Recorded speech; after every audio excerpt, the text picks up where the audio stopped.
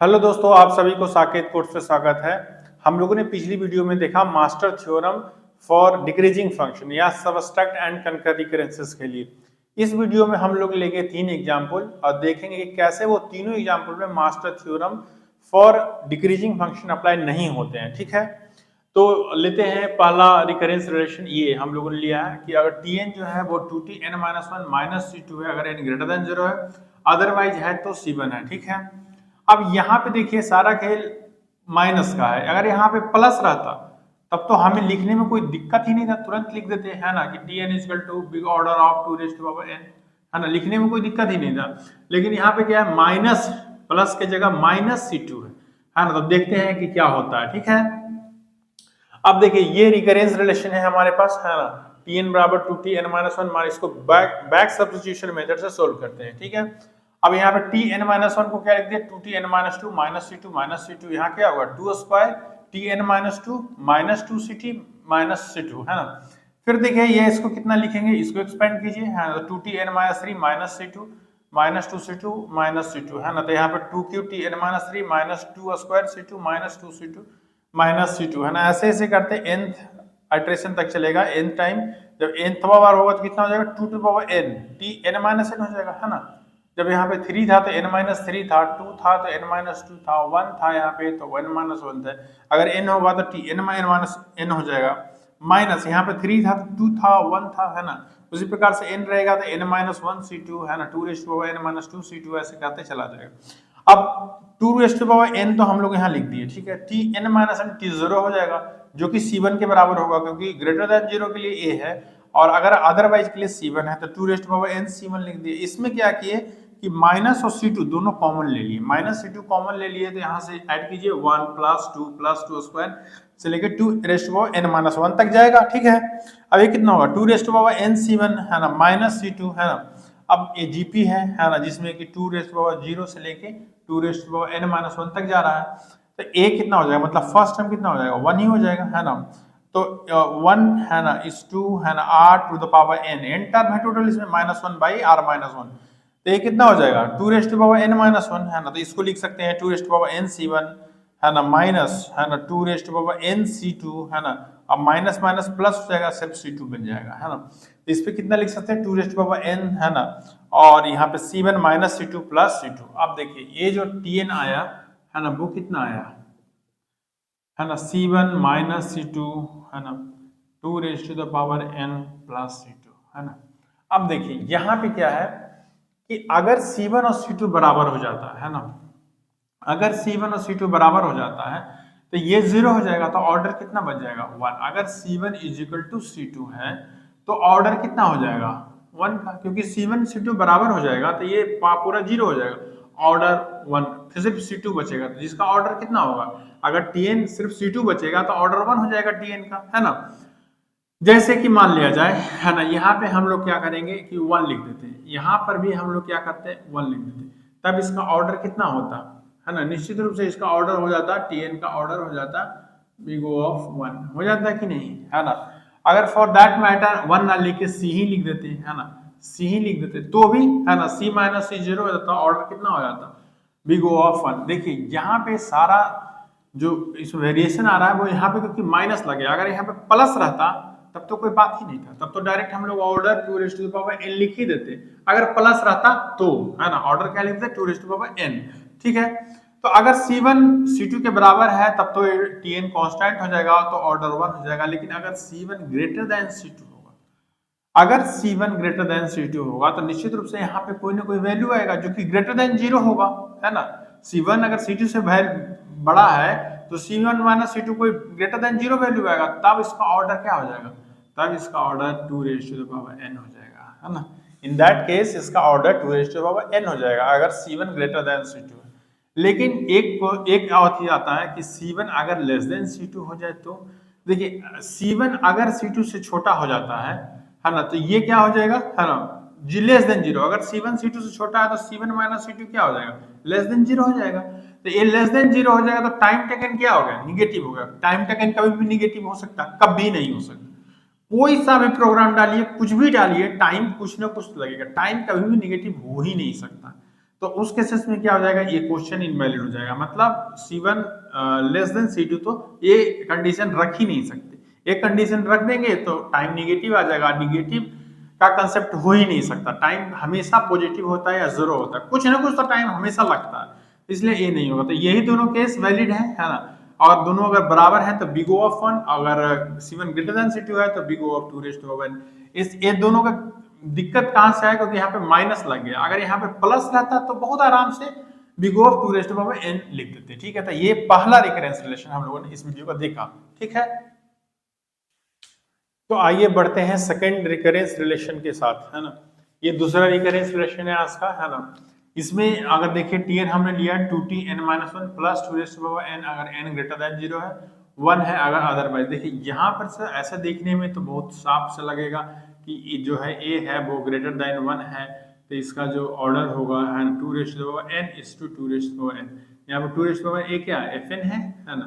आइए यहाँ से 2, लेकिन ऐसा होगा नहीं, है ना। देखते हैं, है ना, देखते हैं, इसको कैलकुलेट करते हैं। इसीलिए जब यहाँ पे क्या होता है, जब मास्टर थ्योरम हम डिक्रीजिंग फंक्शन का लगाते हैं, यहाँ पे big O of n raised to power k में फंक्शन नहीं रहता है, मतलब n का a क्या एक्सपोनेंशियल है, n का पोलिनोमियल नहीं, तो डायरेक्ट मास्टर थ्योरम लगाना फॉर सबट्रैक्ट एंड कंकर सही नहीं होता, उसमें आप कैलकुलेट कर लीजिए, है ना। जैसे यहाँ पे देखिएगा, है ना, तो यहाँ पे अगर ये इसको फिर बैक सब्स्टिट्यूशन मेथड से किए हैं, चाहे तो आप इसको रिकर्सन ट्री मेथड से भी कर सकते हैं, है ना। अब ये देखिए यहाँ पे 2Tn-1 प्लस 2n तो वहीं से ले लिए, है ना। अब Tn-1 को तोड़े तो 2Tn-2 प्लस 2n-1 होगा, है ना। ये n-1 है ना, तो n-1 प्लस 2n। अब ये 2 यहाँ पे 2 स्क्वायर Tn-2 हो जाएगा, ये 2 ये 2n-1 से गुना होकर 2n हो जाएगा। अब प्लस 2n कितना हो जाएगा, 2:2n हो जाएगा। फिर यहाँ पे देखिए, फिर 2 स्क्वायर, फिर इसको तोड़े तो कितना है 2Tn-3 प्लस 2n-2, अब प्लस ये 2:2n। अब ये कितना हो गया 2Tn-3। अब ये देखिए 2n-2 और 2 स्क्वायर होगा तो 2n होगा, और इसको जोड़ दीजिएगा तो 3:2n होगा। ऐसे करते करते देखिए यहाँ पे 2 था तो 2, 3 था तो 3:2, ऐसे करते करते n तक जाएगा तो ये कितना हो जाएगा n:2n हो जाएगा, है ना। अब n-n कितना होगा 0, जो कि 1 के बराबर होगा, 2n यहाँ पे हो जाएगा, है ना, प्लस n:2n हो जाएगा, है ना। ये देखिए यहाँ पे कैसे आया, है ना, 2n, फिर 2:2n, फिर 3:2n, 4:2n, ऐसे करते करते nth इटरेशन में n:2n आया, और फिर ये आया तो इसका ऑर्डर कितना हो गया, है ना, n:2n। यानी का मतलब ये जो है ना Tn है, इसका ऑर्डर होगा बिग O ऑफ n⁻², ना कि जो हम लोग सोच रहे हैं 2n:2n, ऐसा नहीं होगा, n:2n होगा, है ना, ठीक है। तो ये सेकेंड रिकरेंस रिलेशन आज का, ठीक है। तो आइए बढ़ते हैं आज के तीसरे एग्जाम्पल की तरफ, है ना। इसमें हम लोग देखेंगे फिबोनाची नंबर का सीक्वेंस। पहले समझते हैं कि फिबोनाची सीक्वेंस क्या होता है। जैसे कि अगर पहला टर्म मान लेते हैं किसी भी सीक्वेंस का 0 है, फिर दूसरा टर्म मान लेते हैं 1 है, ठीक है। तो ये दो टर्म है, अब यहीं से आगे सीक्वेंस बढ़ाइए, इन दोनों को जोड़ के ऐड करके कितना मिलेगा 1, फिर इन दोनों को ऐड करके कितना मिलेगा 2, फिर इन दोनों को ऐड करके कितना मिलेगा 3, है ना। कहने का मतलब जो भी टर्म है, मान लिया ए टर्म 3 है तो प्रीवियस 2 टर्म का एडिशन है 2 + 1। उसी प्रकार से अगर नेक्स्ट टर्म इसमें लिखना हो तो इसको क्या लिखेंगे 5 लिखेंगे, 3 + 2 5, है ना। तो ये जो सीक्वेंस है, नेक्स्ट टर्म फिर लिखना रहेगा तो 5 और 3 8, मतलब ये जो टर्म है कोई भी टर्म इसमें उठाइए, है ना, इन दोनों को छोड़ के, है ना, 0th टर्म में है, ये फर्स्ट टर्म है, ठीक है। तो इन दोनों टर्म को छोड़ के कोई भी टर्म उठाइएगा, है ना, तो वो अपने प्रीवियस 2 टर्म का, है ना, 2 प्रीसीडिंग टर्म का एडिशन होगा। जैसे 5 + 3 8 है ना, उसी प्रकार से 8 + 5 13, है ना। तो ये नेक्स्ट टर्म होगा। तो कोई भी टर्म को आप उठाइएगा, है ना, तो वो प्रीवियस 2 टर्म का क्या होगा एडिशन होगा। तो ये जो सीक्वेंस बनता है इसको बोलते हैं फिबोनाची सीक्वेंस, है ना। ये ऐसा चलता जाएगा, है ना, फिबोनाची सीक्वेंस, है ना। और जो नंबर आते हैं उसको बोलते हैं फिबोनाची नंबर, है ना। जैसे ये 2 3 5 8 है ना, तो ये जो है सो 0th टर्म है, ये फर्स्ट टर्म है, ये सेकंड है, ये थर्ड है, कुछ ऐसा टर्म चलता है, ठीक है। और ये जो सीक्वेंस है क्या है, फिबोनाची सीक्वेंस, और इसी में जो नंबर आते हैं फिबोनाची नंबर। अब इसी फिबोनाची सीक्वेंस का मान लिया जाए हमें nth टर्म निकालना है ना, कोई भी nth टर्म, जैसे यहाँ पे मान लिया 21 हो गया है ना, यहाँ पे 34 हो गया, मान लिया जाए कि nth टर्म निकालना है। जैसे फॉर एग्जांपल एक एमा टर्म हुआ 0 1 2 3 4 5 6 7 8, ये 8th टर्म हुआ। तो 8th टर्म अगर हमको निकालना है तो हमको 7 + 6 ये दोनों टर्म को ऐड करना होगा, तो हमको 8th टर्म मिल जाएगा, है ना। तो यही जो nth टर्म जो फिबोनाची सीक्वेंस है उसका nth टर्म निकालने का यही फंक्शन लिखा हुआ है। अगर n 0 है, मान लो 0 टर्म है तो रिटर्न 0, है ना, यही हो जाएगा। अगर n 1 है ना, मतलब 1 टर्म है तो 0 1 है ना, तो रिटर्न 1, है ना। तो n 0 है तो 0, n 1 है तो 1 रिटर्न करना है ना। और अगर मान लिया n 5 है तो फिर n 5 है तो क्या होगा 4 + 3, है ना, फिबोनाची n - 1 4 - 1 3 प्लस फिबोनाची 5 - 2, है ना, सॉरी 4 - 2 2, है ना। कहने का मतलब अगर मान लिया जाए यहाँ पे क्या है कि 5 नंबर हमको पता करना है, तो हमको क्या पता करना है कि 4 में क्या क्या वैल्यू है प्लस 3 का क्या वैल्यू है, यही ना निकालेंगे, है ना। जैसे 0 1 2 3 4 5 ये 5th टर्म है, तो हम लोग देखेंगे कि ये जो 4th टर्म है और ये 3 टर्म है, इन दोनों का एडिशन क्या होगा, तो 3 + 2 5, तो यही ना बनेगा कि अगर 5th नंबर निकालना है तो 4 + 3, है ना।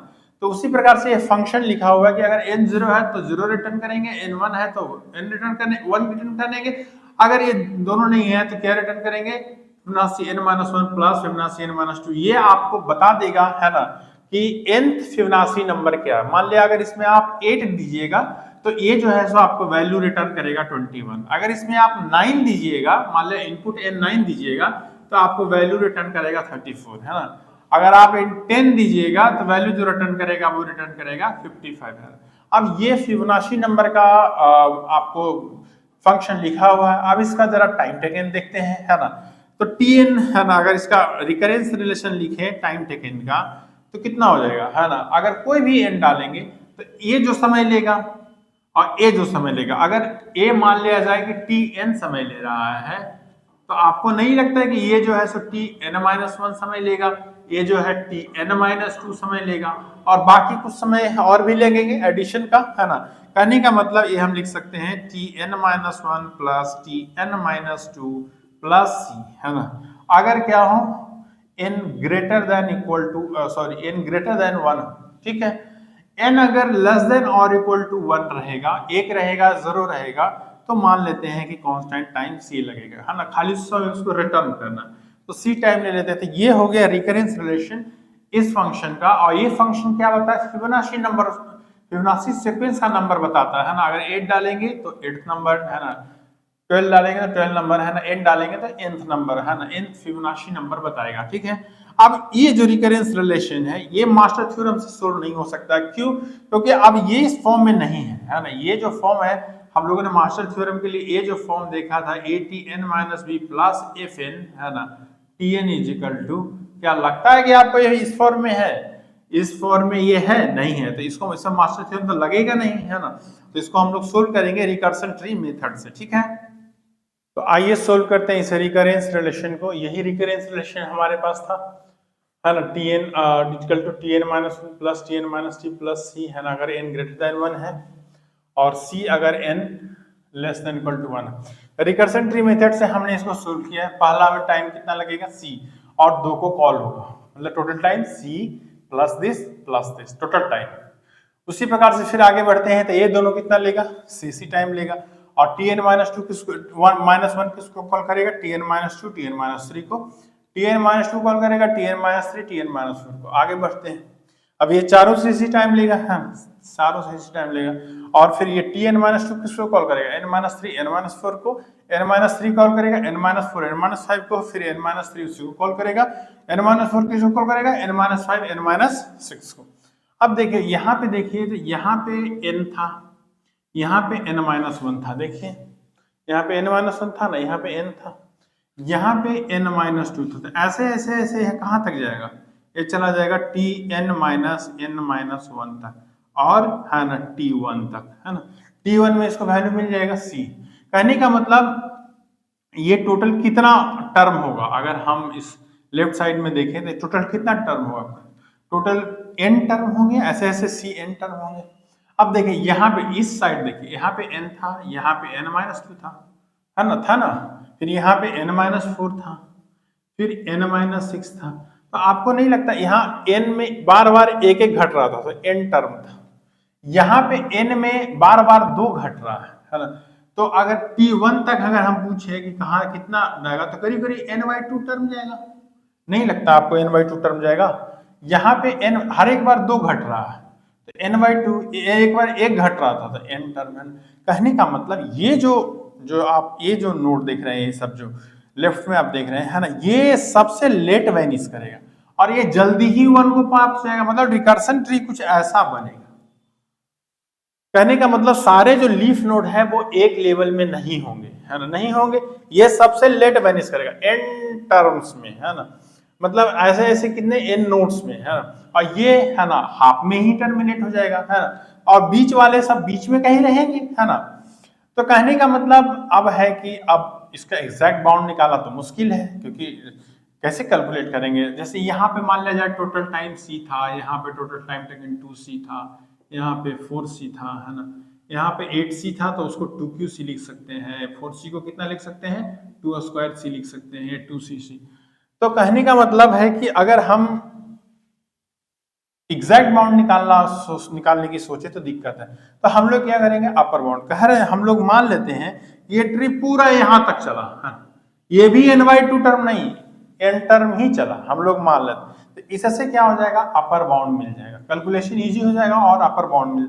ये तो हमारा इतना टाइम तो लगा, ये जो एक्स्ट्रा जो ये जो आया है ना, ये जो एक्स्ट्रा आया है ना, इसको हम लोगों ने इसलिए कंसिडर किया कि कैलकुलेशन आसान होगा और हम लोग को अपर बाउंड मिलेगा। तो ये एक्स्ट्रा आया जो कि लग नहीं रहा, तो इसलिए जो दोनों को मिला के आएगा वो एग्जैक्ट बाउंड नहीं होगा, अपर बाउंड आएगा। कितना आएगा, है ना, देखिए, है ना, ऐसा कुछ आ जाएगा, है ना, c + 2c + 2² से यहाँ तक कितना आएगा, है ना। अगर n टर्म तक जाइएगा, है ना, आप देखिएगा, है ना, कि यहाँ पे n है ना, -1 है तो 2⁻1c है, -2 है तो 2⁻2c है, -3 है तो 2, अगर n-1 है तो कितना हो जाएगा, 2⁻n-1c, है ना।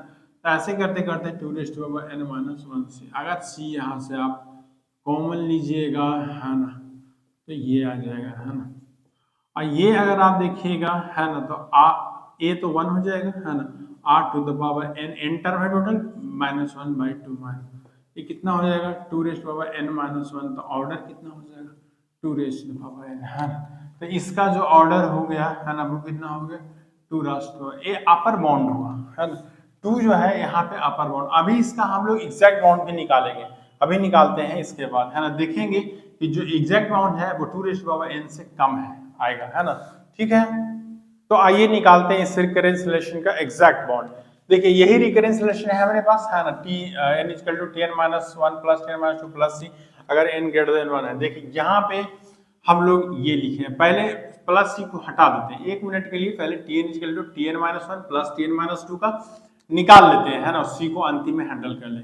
अगर हम लोग यहाँ पे अगर Tn को अगर मान लेते हैं r⁻n, तो कैसे लिखते हैं, r⁻n = Tn-1 कितना हो जाएगा, r⁻n-1, Tn-2 कितना हो जाएगा, r⁻n-2। अब तीनों टर्म को r⁻n-2 से आप डिवीजन दे दीजिए, है ना, तो कितना हो जाएगा, यहाँ पे r² बचेगा, यहाँ पे r बचेगा, यहाँ पे 1 बचेगा, r² - r -1 = 0, और r यहाँ हो जाएगा -b ± b² - 4ac/2a, है ना, इसको रखिएगा तो 2 रूट आएंगे इसके, है ना, पहला आएगा 1 + √5/2 जो कि 1.618 जिसको गोल्डन रेशियो बोलते हैं, और एक जो दूसरा आएगा साई, है ना, वो 1 - √5/2 आएगा -0.618, है ना। तो ये 2 रूट आएगा। देखिए अगर ये जो इक्वेशन है या ये जो इक्वेशन है ना, अगर इससे भी सेटिस्फाइड है, इससे भी सेटिस्फाइड है, क्योंकि मतलब दोनों रूट हैं इसके, है ना, तो ये भी पुट कीजिएगा, है ना, तो भी इस इक्वेशन को सेटिस्फाई कर दिया, ए वाला यहाँ पुट कीजिएगा तो भी इस इक्वेशन को, तो डायरेक्ट हम लोग थ्योरम से लिख सकते हैं Tn = a, है ना, φ⁴n + b ψ⁴n, जहां φ और ψ 2 रूट है इस इक्वेशन के, ठीक है, डायरेक्ट लिख सकते हैं, है ना। ए और बी क्या है, कोई कांस्टेंट है, ए और बी कोई कांस्टेंट है। 1 मिनट के लिए अगर आपको ऐसा लगता हो कि ये ऐसा कैसे लिख दिए, है ना, तो उसका प्रूफ हम लोगों ने यहाँ पे डाल दिया, देख लीजिएगा थोड़ा सा प्रूफ। अगर Tn मान लेते हैं 1 मिनट के लिए कि a जो है phi raised to power n plus b psi raised to power n है ना, तो Tn माइनस 1 कितना होगा, इतना होगा, a phi raised to power n माइनस 1 plus b psi raised to power n। उसी प्रकार से Tn माइनस 2 कितना हो जाएगा, a phi raised to power n माइनस 2 plus b psi raised to power n माइनस 2, हो जाएगा कि नहीं। अब इन दोनों को ऐड कर दीजिए तो ये आ जाएगा टोटल, है ना, ये आ जाएगा, है ना। अब a को कॉमन लीजिएगा, है ना, तो कितना आ जाएगा, phi raised to power n माइनस 1 plus phi raised to power n माइनस 2। अब b को कॉमन लीजिएगा तो psi raised to power n माइनस 1 plus psi raised to power n माइनस 2। अब देखिए यही इक्वेशन था ओरिजिनल हमारा, अगर इसमें phi raised to power n रखिएगा तो भी ये सेटिस्फाई कर देगा, psi raised to power n रखिएगा तो भी सेटिस्फाई कर देगा कि नहीं। तो अगर आप इसको देखिएगा, इसको देखिए, a के अंदर जो देखिए, है ना, तो ये कुछ ऐसा ही है ना, phi raised to power n के बराबर है ना। और यहाँ पे देखिएगा तो ये कितना है ना, psi raised to power n के बराबर है, psi raised to power n। कहने का मतलब Tn minus 1 plus Tn minus 2 कितना हो गया, इतना हो गया। और इतना किसके बराबर था, Tn के बराबर, तो ये हो गया Tn के बराबर, है ना। कहने का मतलब अगर हम लोग ये मानते हैं कि Tn a phi raised to power n plus b psi raised to power n है, तो फिर हमको मिलता है कि Tn जो है वो Tn minus 1 plus Tn minus 2 के बराबर है। बात सही है, क्योंकि यहाँ पे भी यही हम लोगों ने पता है कि Tn जो Tn minus 1 plus Tn minus 2 के बराबर है, ठीक है। तो ये प्रूफ हो गया, है ना, तो ये है। अब देखिए ये आ गया, है ना, time taken as a function of input n। अब अगर आप देखिएगा तो इसको यहाँ पे c है, बस आप एक ही समझिए कि यहाँ पे जो प्लस c है इसको अगर कंसीडर करेंगे तो ये जो इक्वेशन है Tn उसमें सिर्फ माइनस c लगा देंगे, बस इतनी सी करनी। अब ये कैसे लग गया इसका भी प्रूफ है, लेकिन अब उतना मैथमेटिक्स से कोई फायदा है नहीं, बस समझिए कि ये प्लस c को माइनस c कर दिया। अब अगर आप यहाँ पे देखिएगा तो ये कोई कांस्टेंट है ना, और ये phi है तो 1.618 raise to the power n plus b भी कोई कांस्टेंट है माइनस 6n। अब देखिए ये जो संख्या है वो 0 से छोटा है, मतलब 0.0 पॉइंट है ना, मतलब कि 0 से छोटा है, माइनस में 0.618 है। अगर बहुत ज्यादा n का वैल्यू होगा, लार्ज n का वैल्यू होगा, तो ये वाला टर्म 0 को अप्रोच करेगा, है ना। तो जो टोटल जो अप्रोक्स हो गया, है ना, जो अप्रोक्स हो गया, है ना, वो कितना हो गया 1.618 raise to the power n। ये अप्रोक्स टाइम कॉम्प्लेक्सिटी आ गया इस रिकरेंस रिलेशन का। ये वाला जब n बहुत हायर वैल्यू आएगा, है ना, तो ये वाला क्या होगा, है ना, 0 को टेंड करेगा। ये तो कांस्टेंट है, तो ये बच गया, है ना, मेन, है ना। अभी हम लोगों ने अपर बाउंड में क्या देखा था कि 2 रेज़ टू पावर n है, तो ये अपर बाउंड था। तो देखिए यहाँ पे 2 था, यहाँ पे कितना 1.618, 2 से कम है ना, ये एग्जैक्ट बाउंड है, ठीक है। तो ये रहा आज का वीडियो, ठीक है। अगला वीडियो में हम लोग शुरू करेंगे, अभी तक हम लोग डिक्रीजिंग फंक्शन का रिकरेंस रिलेशन देख रहे थे, अब हम लोग अगले वीडियो से डिवाइडिंग फंक्शन का देखेंगे, ठीक है, उसका रिकरेंस रिलेशन देखेंगे। अगर वीडियो पसंद आए तो वीडियो को लाइक कर दीजिएगा, चैनल को सब्सक्राइब कर लीजिएगा। थैंक यू, धन्यवाद।